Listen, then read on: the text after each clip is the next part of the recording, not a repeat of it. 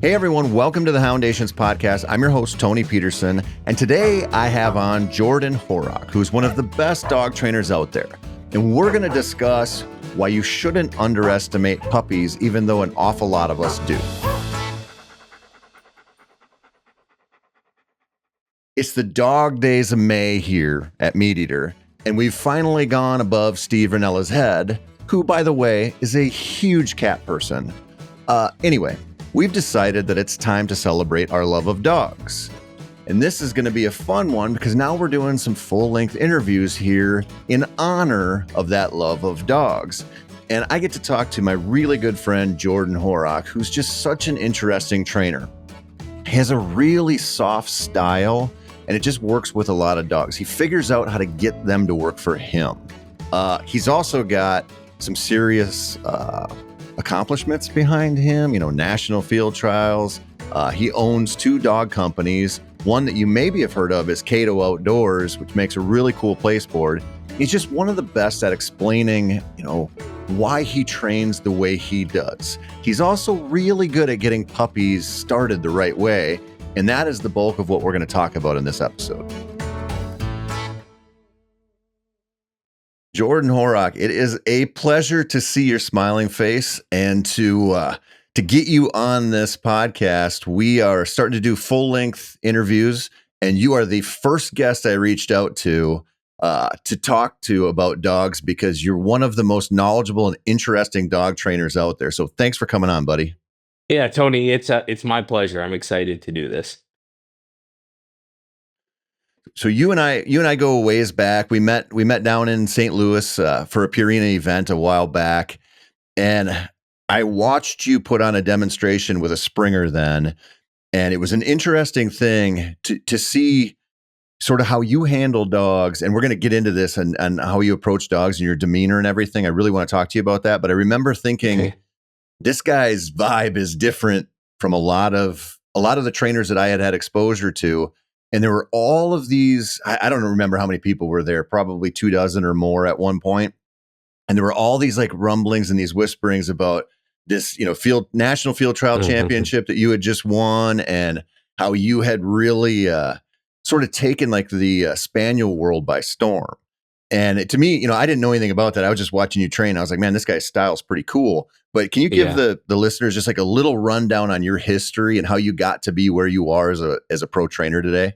Yeah, sure. So I think I took a different approach than a lot of people. I kind of lived in the trenches for probably almost a decade where I was just doing my own thing, reading books, watching videos. Every once in a while, I might get a little bit of help from somebody, but for the most part, I was just kind of doing my own thing. And I think that's probably resulted in me having a different approach than most people because I'm not really trying to copy anybody.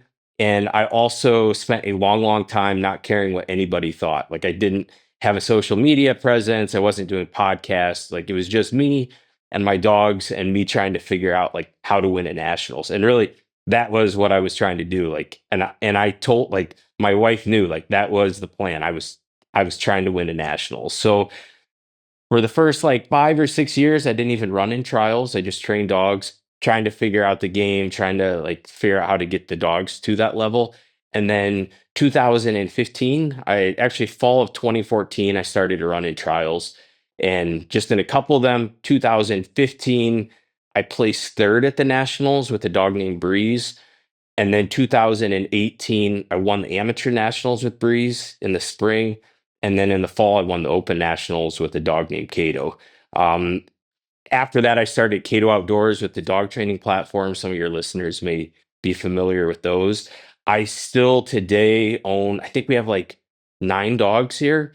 We bring in like 1 or 2 at a time for training. My daughter helps me with those. Actually, she does the majority of the training with them. I more help her. And then so it's kind of gone back to almost being a hobby because Cato Outdoors with the platforms has taken so much time.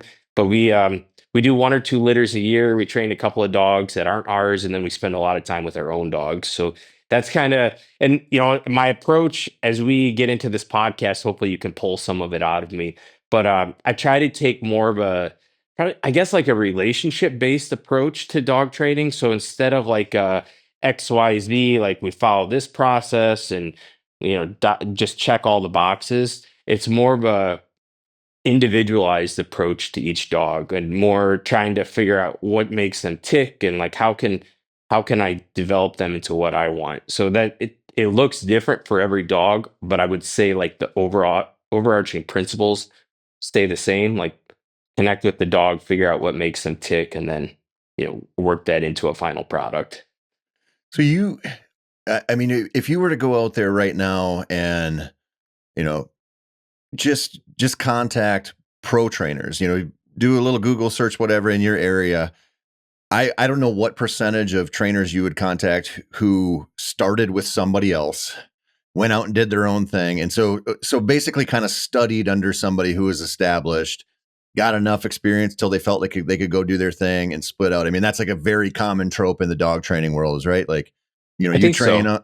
yeah, I mean, it just is, but Yeah. you didn't go that route.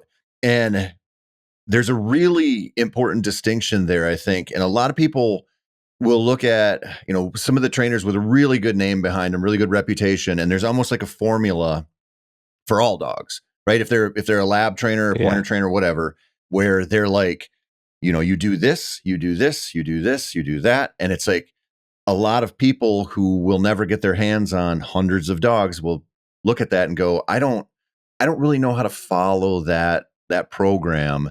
And it's not a style that's like you can absorb easily. And so they drop their dog off, it gets trained a certain way, it comes back, they don't follow all the same rules, there's some attrition, whatever. Like it's a story that happens a lot. But your style Yeah. is connect with the individual dog and develop that dog how it needs to be developed.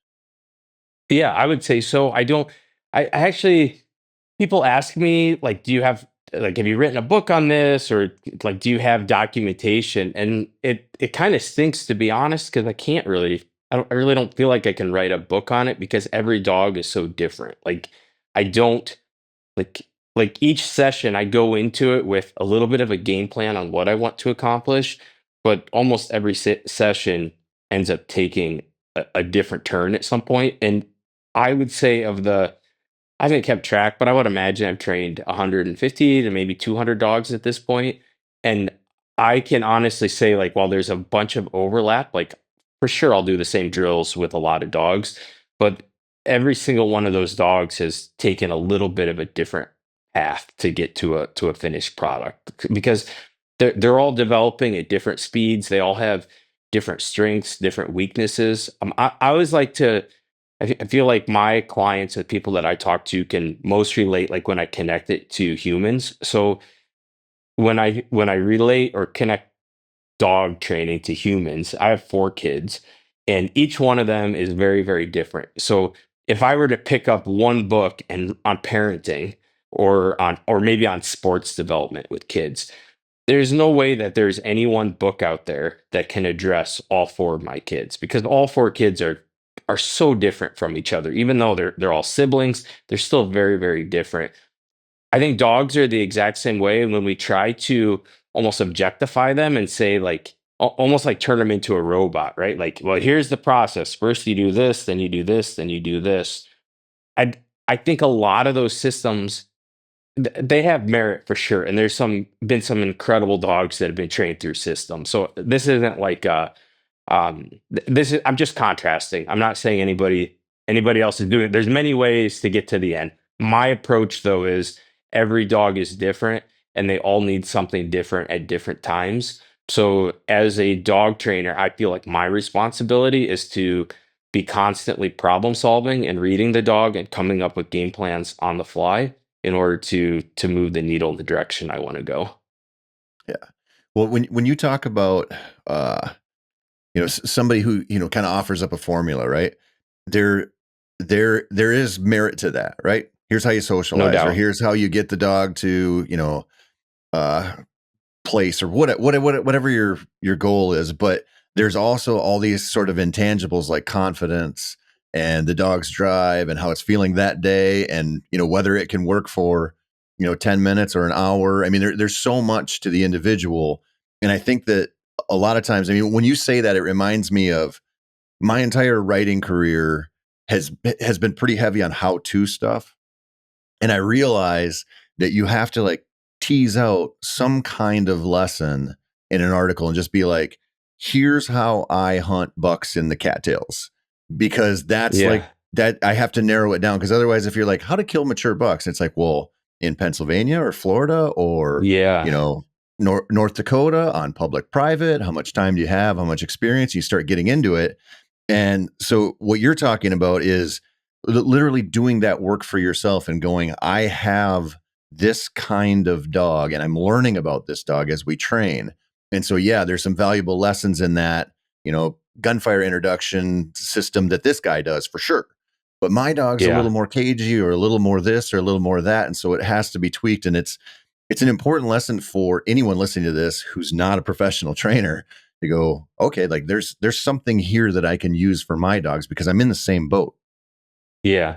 Yeah. So, like, if you were to go, let's say you're having a problem with your computer, you can plug that like into Google search, like, hey, for some reason, whatever is not happening. You plug it into Google, and computers are very repeatable, right? Like, they're all, if it's a Mac, it's a Mac. If it's a PC, it's a PC. Like, but it's all very repeatable. With dogs, that's very different. So somebody asks me, like, hey, how should I introduce my dog to gunfire? Well, exactly what you said. Like, one dog, I think you could take them out to the firing range and blast over their head right from the start, and they're not going to care because that's their personality. Maybe it has a little bit to do with their environment, but largely that's their personality. The next dog, it hears a firecracker go off 3 blocks away and it's gun shy for life because it's a completely different dog. So, yeah, like, it would be so awesome if, as dog owners, we could just read a book and follow that process and have exactly what we wanted as a final result. But just like with parenting, there is no one book that if you read that book, you'll be the most amazing parent. There's also no one book that will tell you everything you need to know about dog training. Like, I really think dog training it's problem solving, it's thinking on your feet, it's reading the dog in front of you. And I'm hopefully, as we get into like puppy development here, which I think is the next kind of piece we talk about, I think puppy development and building a foundation where you're learning to communicate with that puppy as much as that puppy is learning to work with you. I think once you have that foundation, it's amazing how it feeds into the more complex things with adult dogs. And that's what I want to talk to you about for sure. Is I mean, there's a lot of stuff I want to get into, but I want to talk to you about puppies because you're running, or I shouldn't say running. You have a Springer litter hanging out at I your do. house currently, and Yes. you posted some stuff about you kind of built a little obstacle course for these puppies, and that that is something that I really want to get into because I know you hear this, I hear this.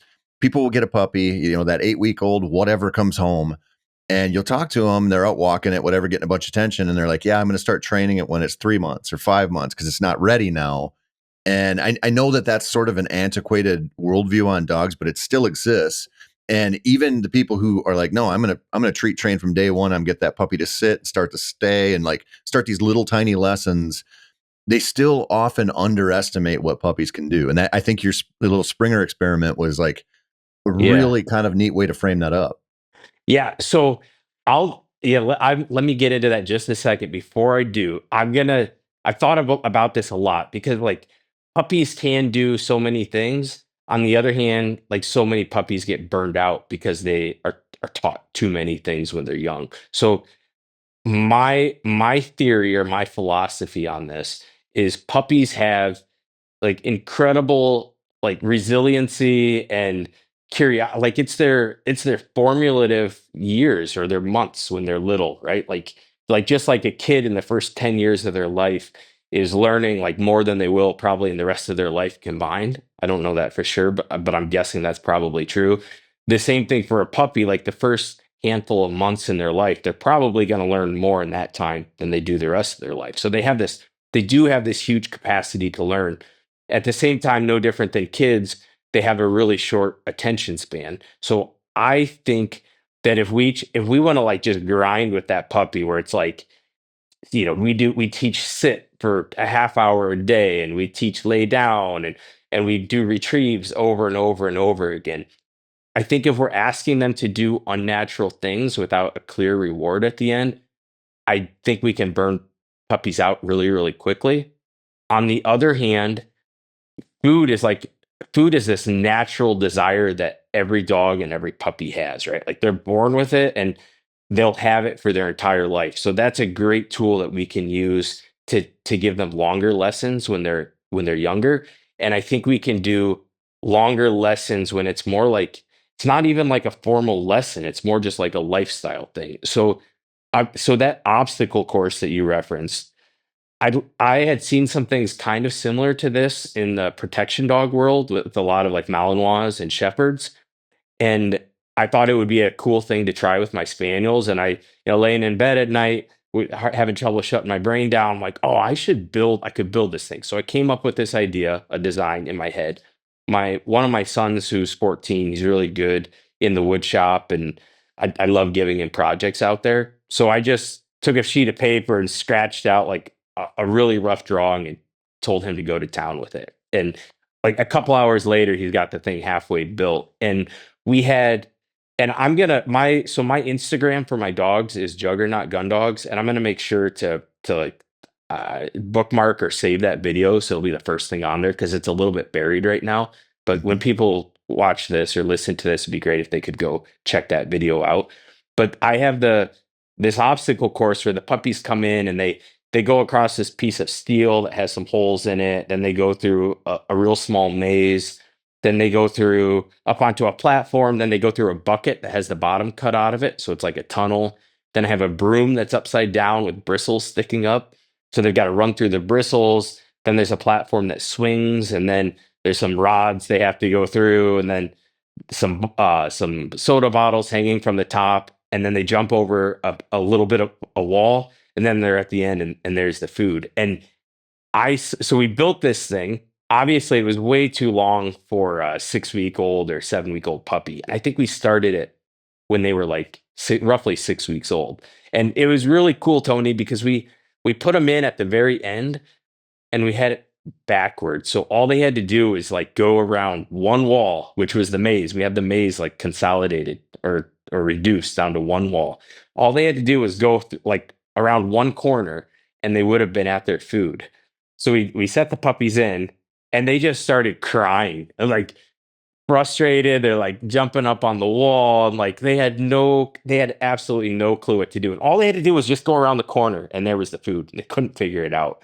And honestly, it was like a little bit tempting to help them out, to go in there and like, hey, look, you just have to go this way. And I had the kids out there with me and they were tempted, I think, too, to intervene. But we just stood there and watched and we didn't make a big deal about it. We didn't tell them they were good puppies and we didn't add any commotion or noise or anything. We just let them figure it out.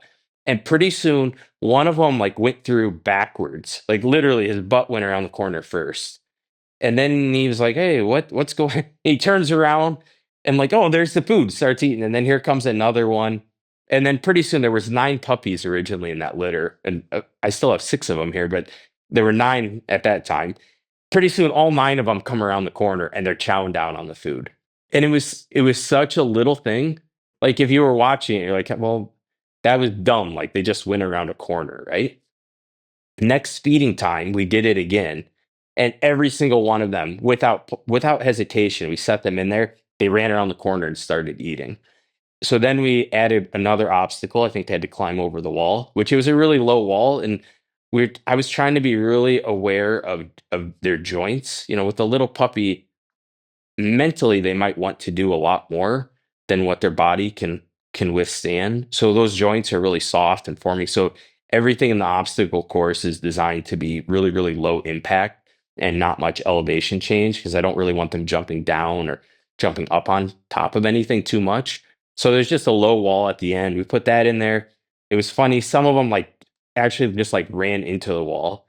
Like just it's like a little newborn bird coming out of the nest. Like they have no clue what their capacity is. And pretty soon they figured out like, oh, I can kind of climb over this wall. And we just every feeding time we would add roughly one more obstacle within that obstacle course. And it was amazing because they took it all in stride. Like I would put something in there like the bucket. we cut the end out of this bucket. And I'm like, oh, that's going to throw some of them for a loop, right? Like that's a little bit of a scary thing to shoot, to climb through this slippery bucket. And they didn't even hesitate. They just shot right through that thing. So by the end, we could set them down at the start of it and they would immediately run through that obstacle course because they knew there was food at the other end. Then we started putting the food at the other end while the puppies were running around. And the food was enclosed in a pen so they couldn't cheat and just go right to the food. And we started calling them back to the start of the obstacle course. So they had to go away from the food. Like they had to listen to us, come away from the food 24 feet, because that's how long it is, and then go through the obstacle course and get the food. And at the start, when we did that, a lot of those, actually almost all those puppies were like, they couldn't understand it. Like the food was right in front of their face, just on the other side of the fence. And they were just consumed with trying to get the food right there. So we didn't maybe have to pick them up and carry them to the end and then set them down. And maybe one would follow along. But after like 4 or 5 sessions of that, we could put the food at the end, and almost every one of those puppies would take off running on their own to go to the start. Like we wouldn't even have to call them anymore. So we really, like, we taught, they learned some really complex behaviors there. Like they learned to go away from a reward in order to get that reward, which is later on in training, like that's a really big concept for a dog. Like, okay, that's what I want, but the fastest way to get that is to go do a job first. So that was a really big concept for them. They also like the fearlessness of going through that course. It is it was really, really cool to see how, like, even though there's like 1 or 2 puppies in that litter that were just a little bit more reserved, especially at the start. And after like a week or two of that, they were all the same. Like the ones that were more reserved, their confidence level was so high. The ones that had a lot of confidence initially, they it didn't deter them at all. Like I think it just built their confidence. So it's those puppies now are 11 weeks old. They'll be a little bit older by the time you release this audio, I think. But at 11 weeks, it was funny. Yesterday, I had a friend over, and he hadn't been over since we had this litter. He had seen the video, and he wanted to see them go through the obstacle course, which we stopped using the obstacle course when they were about 9 weeks old, because they were starting to look for alternative ways to get through. Like they were getting more creative. Like maybe we can go over this instead of under. And I didn't want them to hurt themselves, but Right. for the sake of entertainment, we did this for my buddy yesterday, and it was like kamikazes running through this thing. Like instead of trying to go through the maze, like some of them were like going over the top of it, and they're trying to go over the bucket instead of through it. And so I'm like, okay, whoa, we won't do that again, because I don't want anybody to get hurt. But it was also cool to see how that lesson stuck. Like Springers, in my experience, are a little bit more reserved than a Cocker would be.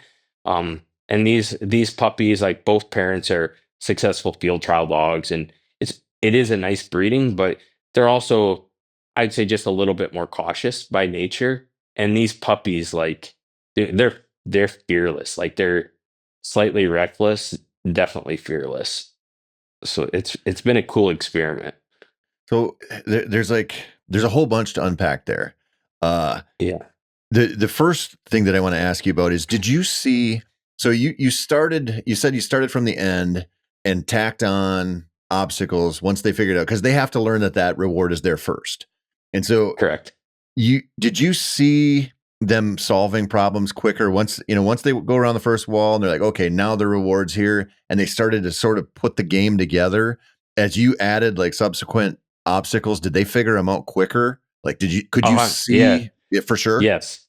100% for sure. Like at the end, I was like, I don't even know what else to do because nothing bothers them anymore. Like, yes. So once they figured out the concept of like pushing through adversity to get a reward, it was like every time I added another piece to that agility course or obstacle course, they were like, "Oh yeah, we know what this is. Like, we just have to figure this thing out, and then we get food at the end." So you conditioned them to problem solve at 6, 7 weeks old, saw Yeah, it in real time, where they were developing confidence around those problem solving skills. And the other thing with that, I mean, the main lesson, I always think about this. when you talked earlier about people kind of like overtraining or asking too much of puppies when they're primed to learn, in those formative weeks, months, Yeah. whatever, but you can ask too much of them and overwhelm them. uh what I thought about there was, that like that's undoubtedly true, right? Like people ask too much of them, but at the same time, those puppies are learning a ton whether you're teaching them or not. So they're learning the Yeah. bad behaviors or they're learning how to problem solve and good behaviors. Like that learning is happening either way. But the way that dogs learn and with the way we train them, that obstacle course is like a perfect thing because you took the easiest part first, connected it to the reward. So you made it positive and said, Hmm. here at first is all you have to do for this reward. You figure that out, you get that reward that you want. So you're a working dog, you're working for your reward. Here you go. And then you tack on, now you daisy chain the next thing. And they go, okay, Yep. well, I want that reward and I like working for it. So here I go. And on down the line. And I always think about, if you have like I have labs right now, I want them super steady, right? And so they Yeah. have to learn to sit before anything.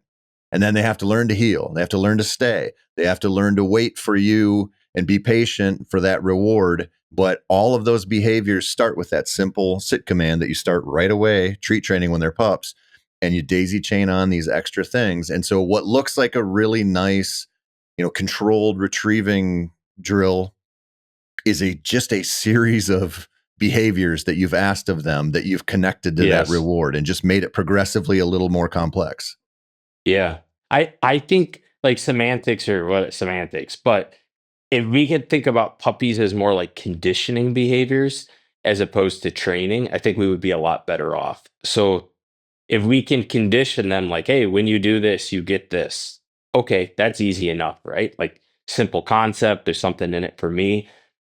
I always think back to when I brought home my first cocker. I had a lab when I was younger, but he was just like a rough shooting dog, poorly trained. So I kind of skip over him. My first spaniel, which would have been 2000 like 7 or 2008 that I brought her home. I brought her home thinking I need to train this dog and make her great. And I started training like right from the start. Like, you need to do this and you need to do that. And, like, if you're going to be a great dog, you have to know this and you have to know that. So I started training her rather than just trying to condition the behaviors that I want. So with that obstacle course, we didn't train them anything. Like, we didn't show them anything. They figured it out on their own, but they got the reward at the end, which was their meal. So we condition the behavior without making them do anything, right? Like a lot of times when we teach a dog to sit, we'll make it sit and then we try to reward it. But if we could just condition that, hey, when you sit, you get a reward, I think we get a much better response. So like that obstacle course, it's kind of funny. I wish I had video of it. Like, we had to board the ends up to it because if we took the puppies out just to play with them, they would go over and like just crash the obstacle course on their own. Like, they would run through it. You'd see them looking out the top. Like, they thought, well, maybe if I run through this thing, like, the pot of gold will magically appear at the end, right? So they're offering the behavior. Literally, we would have like something blocking the end, and they would like knock it over or push it to the side because they wanted into the obstacle course so badly. Not because I don't think because they love the obstacle course, but because they love the food that they thought the obstacle course created. So it was a conditioned simply by feeding them breakfast at the end, not trained. Right. So I guess I guess I need you to clarify something then. I'm trying to like work this Okay. out in my brain because let's say let's use like jumping up on, like, you take a puppy, I don't know, 10-week-old puppy, 12-week-old puppy, and it starts jumping up on people for attention. And Yeah. our natural reaction is that happens and we want to correct them and take that away from them. But conditioning a dog to walk up and sit and wait for somebody to come to their level is a positive thing. And so a lot of the ways that we look at this, it's sort of the difference between a positive and a negative interaction, right? Where you're trying to make Yeah. that so that dog gives you a positive behavior and gets its reward instead of does this thing that's going to be a negative. And you would train that dog maybe to not jump up on people by correcting it. or you could train that dog to offer you a positive behavior and it gets a reward of somebody coming down to its level. Is that super confusing? Yeah. Yeah. Well, so if you think about jumping, like jumping on somebody is something the dog wants to do on its own, right? Like you don't have to encourage it, especially if it's a cocker. They're the absolute worst. But they like that's a behavior we want them to stop doing, not a behavior that we want them to do. Sitting would be a behavior that we want them to do, not something we want them to stop doing, right? So if if you were to use a negative for jumping, like okay, if it causes them to stop jumping, great.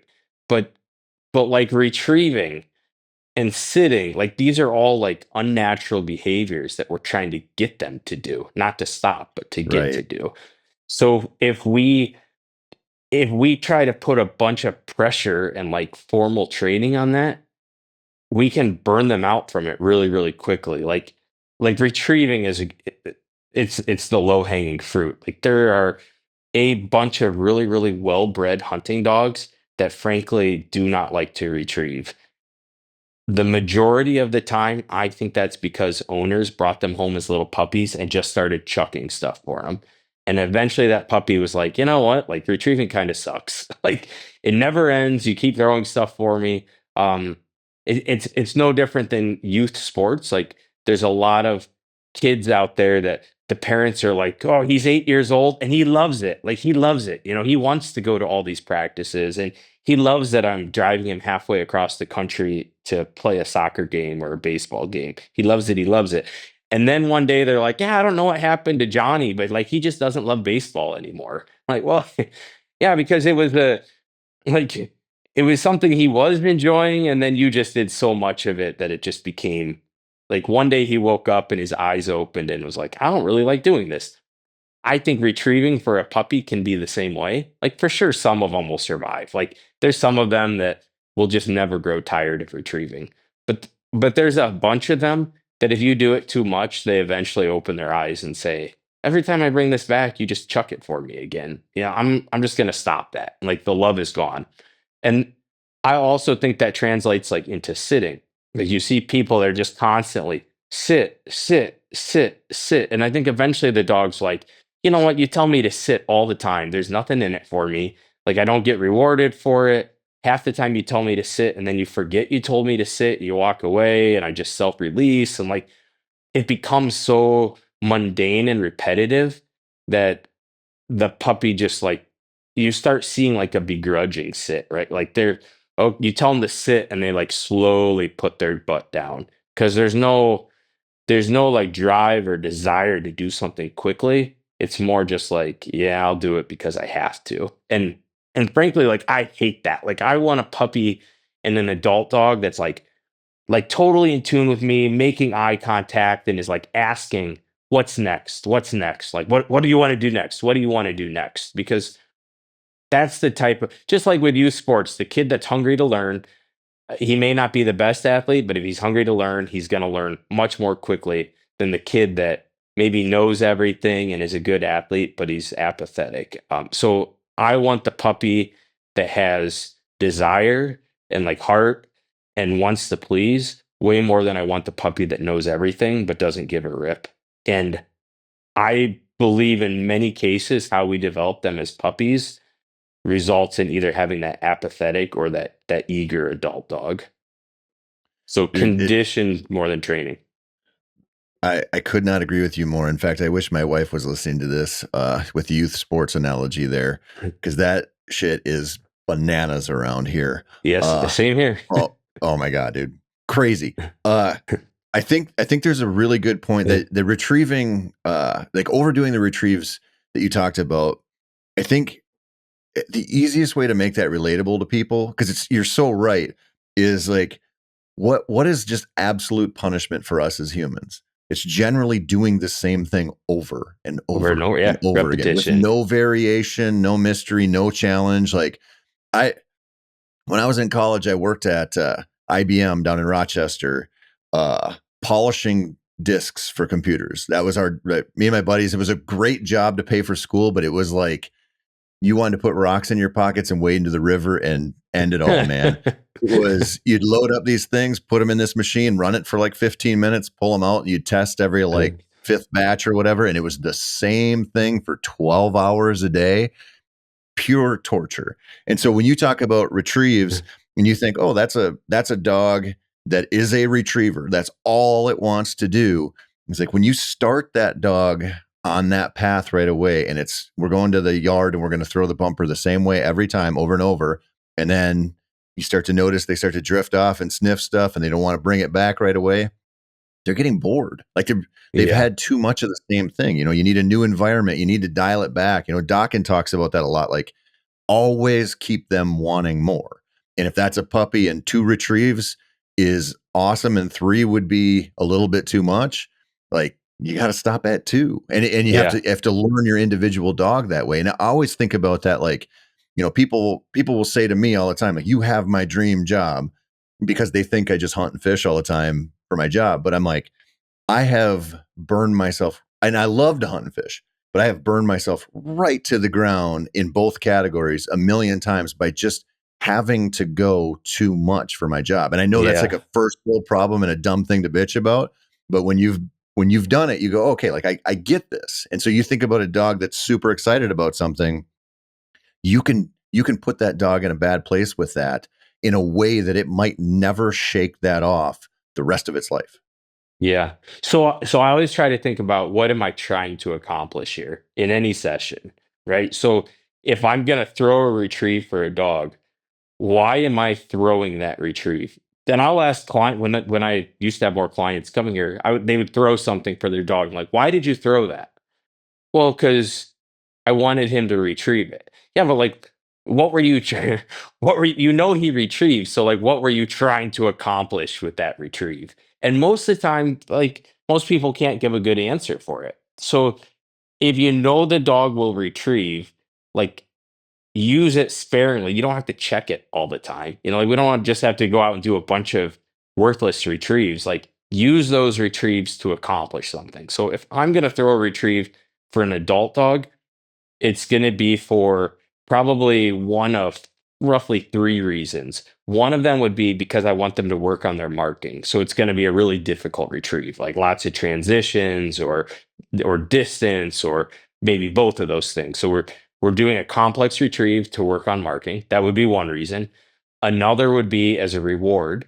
So because I built up that retrieve drive when they were young, I can use that retrieve as a reward when they're older. So like you gave me a behavior, okay, here's a retrieve in order to mark or reward that behavior.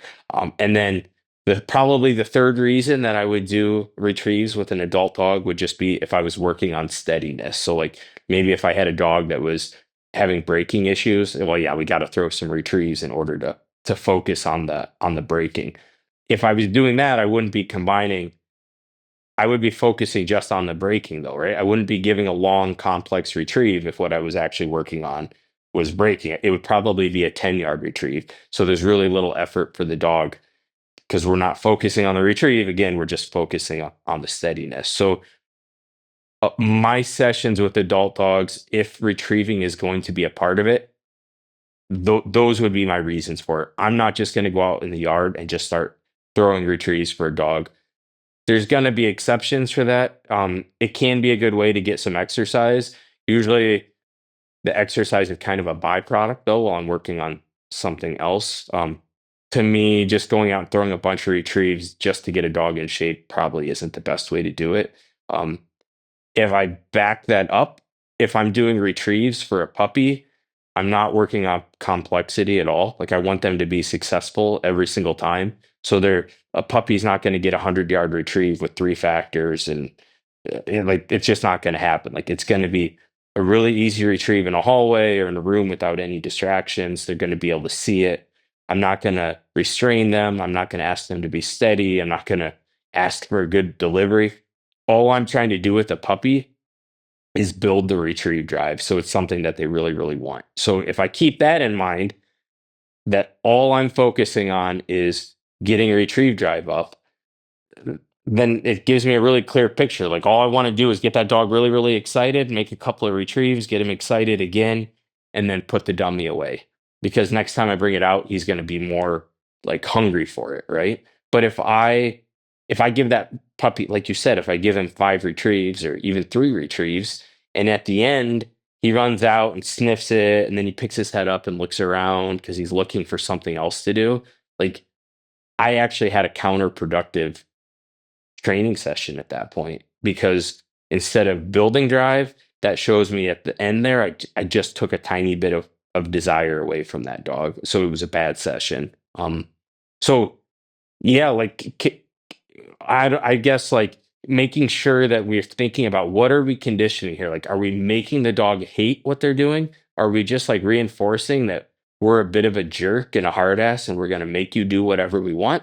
Or in that session, are we making that dog want it more? And are we making them like have heart and desire for it? And I think that's, boy, I mean, like when we think about our own lives, if we go to a job and we have somebody that just makes us do stuff and they're yelling at us all the time and like they're holding our feet to the fire and like making it miserable, like, man, like, yeah, we may do the job, but like we all know, like the desire isn't there and the drive isn't there. We're doing it out of obligation, and like obligation in that way, like it sucks, frankly.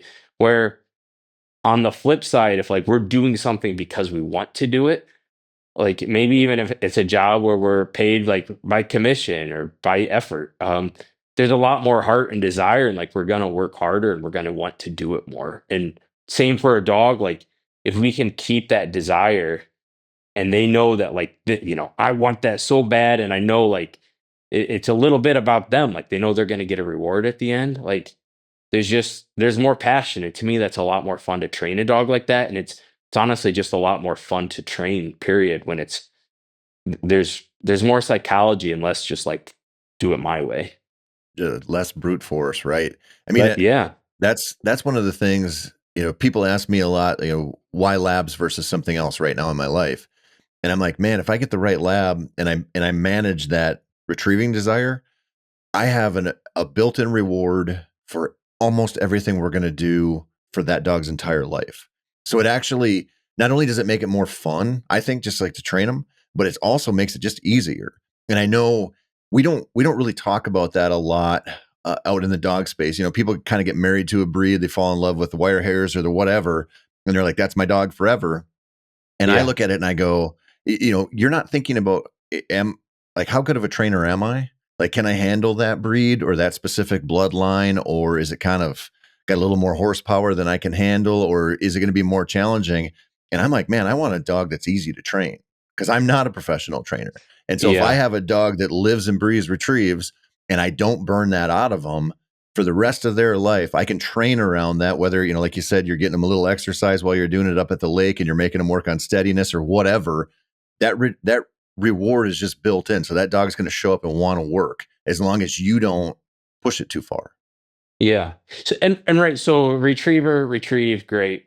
Spaniels, same thing. I think most breeds, most of them have some desire to retrieve, and you can nurture that and like build that drive up. But if you have a dog that doesn't have retrieve drive, and maybe it's an English pointer, and like retrieving isn't ever going to be a part of that dog's life. I know some of them do retrieve, but maybe you have one that's like not really in the cards for that dog. That doesn't mean you still can't find something that makes that dog tick and use that, right? Like again, for a puppy, food makes pretty much every puppy tick. I mean, I know some have more food drive than others, but they all eat at some point. So that's one. Birds, using birds as a paycheck, like that can be for an adult dog, that can be a really, really great tool. I don't like to use birds with young dogs because I feel like that's like Pandora's box. Once you introduce birds to that puppy, it's really really hard to go back. And so I kind of wait till I have a foundation and have my other stuff done with that dog before I start introducing birds to them, which might be like 8, 9, or 10 months old. Some people introduce them a lot earlier. I get that. But again, we just have to find like what makes that dog tick and what do they want to work for, and then let's use that to our advantage. So can I go back to like the little puppy stage real quick? Because I Sure. think this is kind of cool. Okay, so we put all these Springer puppies through this obstacle course. They learned that if they listened to us and came to the other end, then they could go through the course and the food was there. So they're like learning to show restraint and to listen to us a little bit, even though like their primitive desire for food was like on high at that point. So one of the puppies in that litter, we named him Scuffy, mostly because like he doesn't give a rip about anything. Like he's like the one that just Scuffy is like the perfect name for him.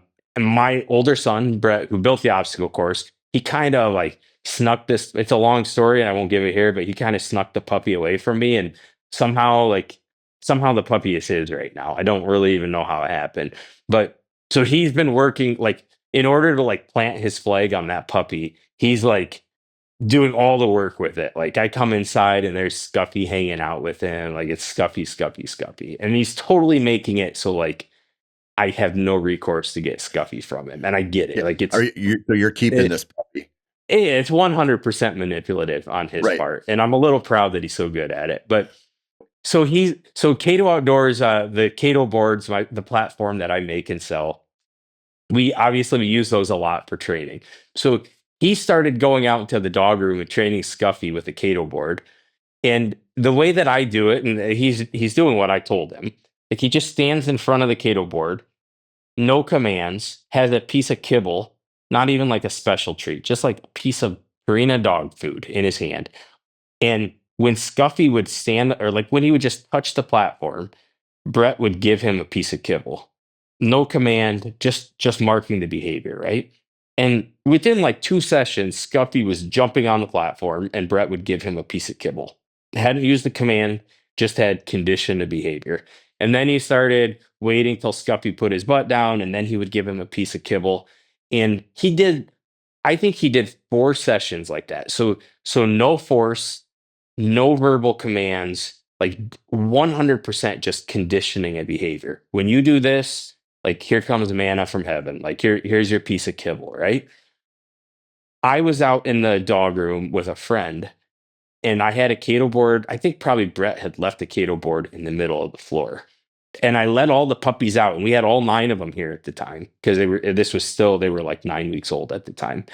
And I was talking to my buddy, and I turned around and looked, and there's Scuffy in the middle of the floor, sitting on the Cato board, just staring at me. And all 8 of the other puppies are milling around and sniffing, and because none of them had gone through this process yet.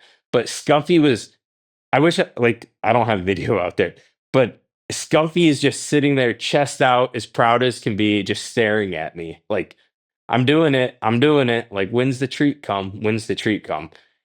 And I contrast that to my early dogs where I'm like forcing them to sit and I'm, pushing their butt down and sit, sit, sit, pushing the butt down and they're fighting against me. And eventually they do it. Like, just like not a fun process and frankly, not a good product at the end of that process. And then I can compare that to Scuffy, who's trained by a 14-year-old kid who's like, doesn't really know what he's doing, but he kind of knows the basics. And now here's a puppy that's like eagerly offering the behavior on his own and not just offering the behavior, but he's offering it while there's 8 puppies screwing around him, which is like a huge distraction. And it's also a great contrast to show that like, yeah, he's not doing it naturally because the natural thing to do would be to screw around with those other 8 puppies, right? Like those Right. 8 puppies are showing like this is like just natural behavior. Scuffy with 4 sessions is showing like a conditioned behavior, and he's doing it of his own accord without any verbal command or physical correction or anything like that. And that to me, like, that's the seed right there that will make Scuffy a great dog someday and will make him really, really fun to train because Scuffy has learned if I offer a behavior, I can get what I want. And I think that's a great thing. Like if Scuffy learns to offer what I want in order to get what he wants, like isn't that like that's a good relationship, I think. And I can use that to my advantage for the life of that dog. Well, there's a lot there, and so your son hit that. He's hitting the window of where treat training with puppies is really effective because that's the reward that matters to them the most. Later you'll transition him to praise and some other stuff, and you're not going to be Yep. carrying around a handful of kibble forever to train that dog.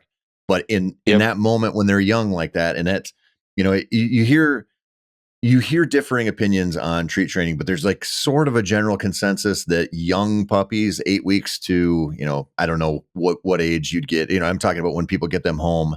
Uh, Yeah. it is just the move to do. And you think about, so that place board training. So your Cato boards, for people who don't know, they're a place board. They're an elevated platform, a nice surface on it that's not slippery. What are they, about 4 inches tall? Yeah. 3.5 inches. 3.5 inches tall. So they are. I always say that a place board is like, it's like dead or pregnant. You're either on or not. You either are or you aren't. So a dog on those place boards, they're either fully on it and they've placed themselves or not. If you use a dog bed or something like that, they'll start to cheat off it and lay on the floor and keep a toe on it or whatever. But a good place board doesn't allow them to do that. And that's what you're talking about here. And those place boards, when they learn that as puppies, and he's, that pup's offering up that behavior for that reward on there, and he's learned that is the place that he gets his reward, and a lot of the good stuff originates around him being on there. That's going to, feed into like hand signal training later, because you can send them to the place board or two place boards. Steadiness, it's a huge deal. So if you're working a duck dog, or you want a dog in the house that doesn't run to everybody who shows up at the front door, and all of that you're talking about in 4 sessions by your teenage son, with very, no heavy handedness, just a little bit of like a reward for doing the right thing or the thing that he wants, is going to set the stage for behaviors through training much later in life that would be harder to train later without that foundation, for sure.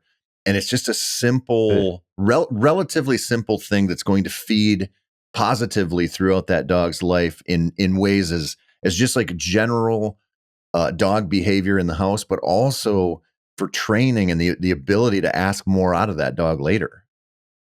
Yeah. 100%. It's it's just a tool, but it is a tool that makes life way, way easier. Like thinking about Scuffy, thinking about my early dogs, I taught them all to sit in front of me. This is before I used place boards, way before Cato boards. I teach them to sit in front of me. And when I asked them to sit at a distance, like they couldn't do it. It was too much pressure. Like they wanted to come in by my feet and then sit down. And it took, like that dog Breeze that I won the amateur nationals with. I remember having some very tough sessions with her when she was about a year old, because I was trying to get her to sit 20 yards or 30 yards in front of me, and she wanted to just kind of come slinking back in and sit at my feet. And it took way too much work and creativity to fix that issue. Now I think about Scuffy at 9 weeks old. He's going 10 feet away from me and sitting already. And you're 100% right. We'll be able to use that to teach him to sit at 50 yards and teach him to sit when he flushes a bird, or if he's going to be a duck dog, like, hey, it's okay to sit in a blind 10 yards away from me, or direction, like we'll use it to teach directional stuff for blinds or even quartering through a field. But all of it is because he wants to go to it, because we've conditioned that behavior. Like he knows it's a positive thing. The treats, I used to be in the camp that, like, hey, this is supposed to be a badass hunting dog. I don't really understand how giving it a treat is, like, those things seem like at odds with each other. Like treats and a badass hunting dog. No, no, treats are for like lap dogs.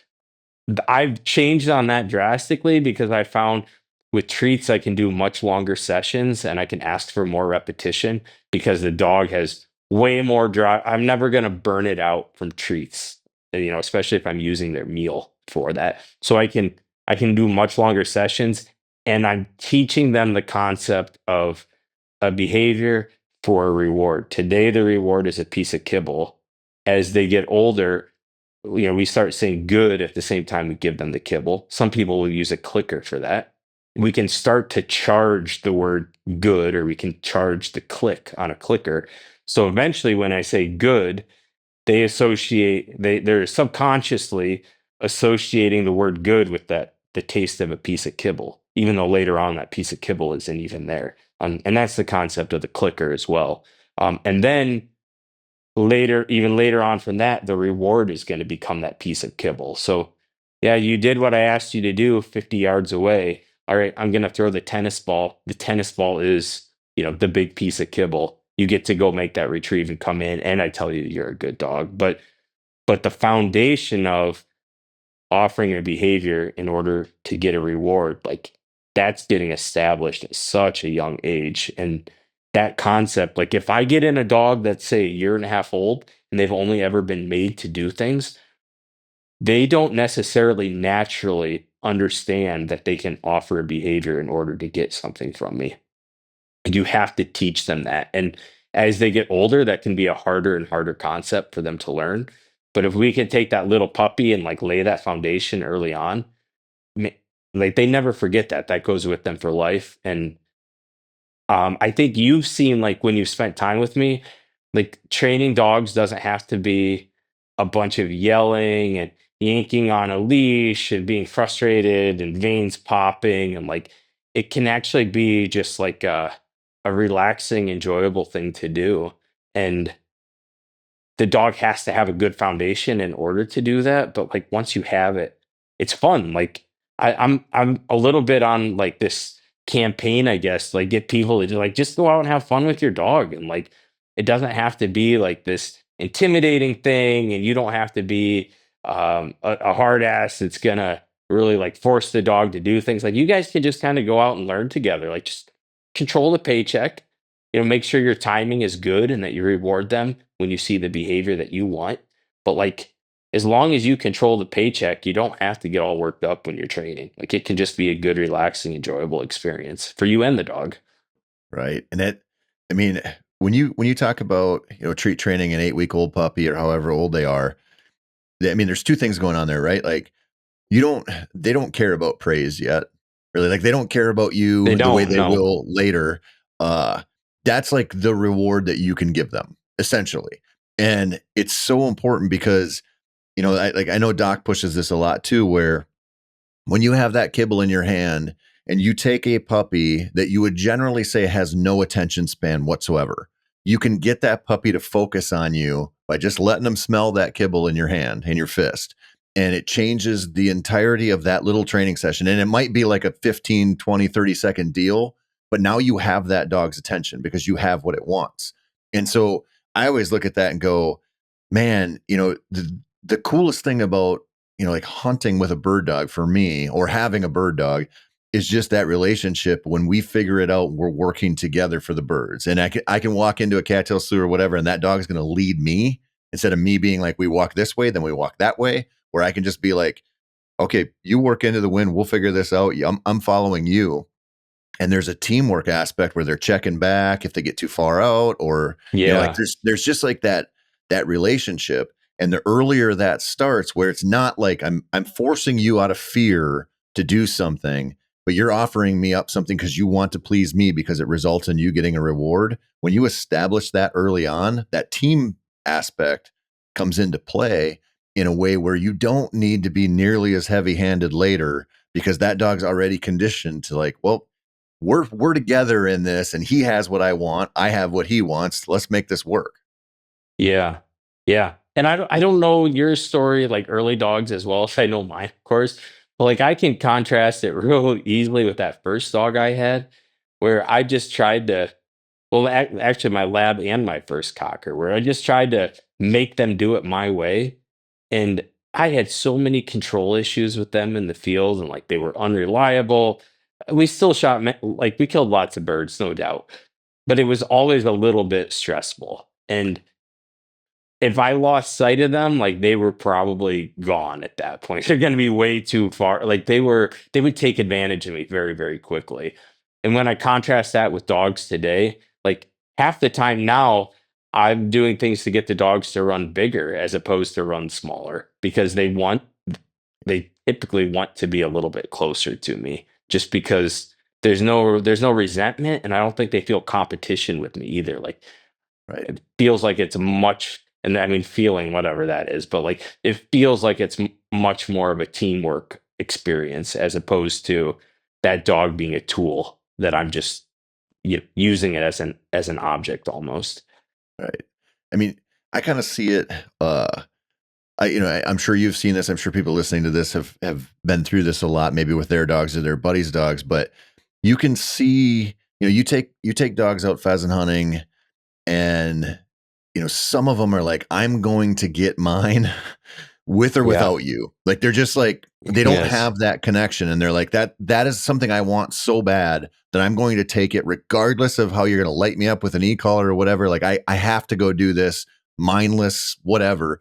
And then you have other dogs that are like, I understand. Like, if you let them out of the truck and they're going nuts, but they're like, I'm waiting for him to walk in with me, and this whole thing happens together. And I just don't think, I mean, that starts at as soon as you bring them home Puppy. and with Yep. those puppies. And if you underestimate what those puppies are capable of, and you don't work with them in that capacity right away, you're going to miss those windows, and that's going to just ripple through your relationship with that dog throughout its entire life, and probably not in a positive way.